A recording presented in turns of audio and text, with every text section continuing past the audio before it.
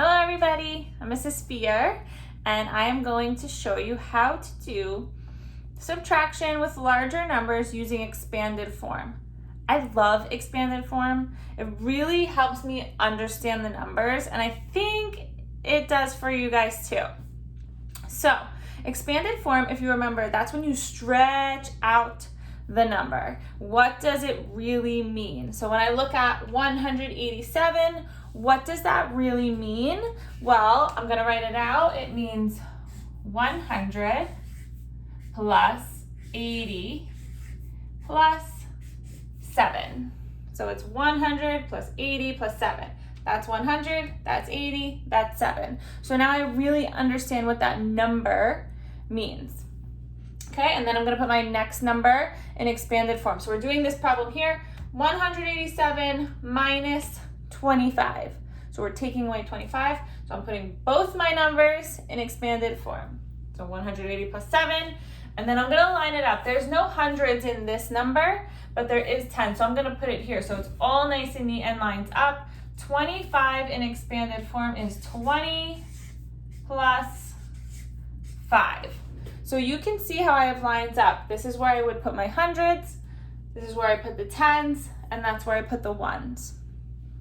And we're gonna do subtraction like this. And I'm sure you remember that we did addition like this. Back a couple months ago, we were doing addition of larger numbers using expanded form. So instead of adding, now we're just gonna subtract. So I start with my ones. 7 take away 5 is 2.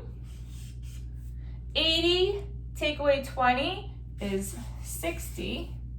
And 100 take away nothing is 100. So now I have an answer in expanded form, and I can add my little plus signs there.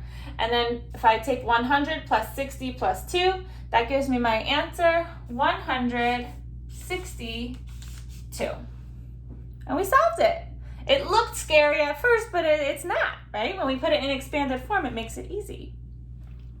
Okay, let's try it with the next one, 84 minus 56. So my first step is going to be put both numbers in expanded form and line everything up nice and neat. So 84 becomes 80 plus 4, and then 56 becomes 50 plus 6. So I'm gonna draw my line here. I don't have any hundreds in this one, just tens and ones. Okay, now I'm gonna subtract the ones. 4 take away 6. Can I do that?